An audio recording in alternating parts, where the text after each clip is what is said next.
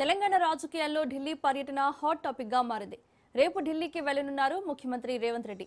Party అంతర్గత వ్యవహారాలతో పాటు మంత్రివర్గ విస్తరణ అంశంపై కాంగ్రెస్ అధిష్టానంతో కీలక చర్చలు జరపనున్నట్లు సమాచారం.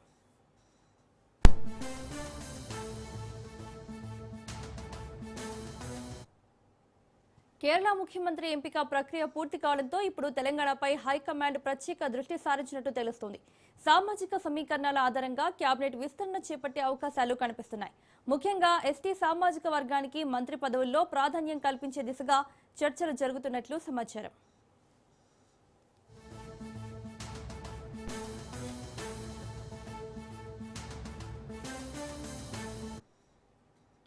అదే సమయంలో ప్రస్తుతం ఉన్న మంత్రుల శాఖల్లోనూ మార్పులు చేసే అవకాశం ఉన్నట్టు రాజకీయ వర్గాల్లో ప్రచారం జరుగుతోంది.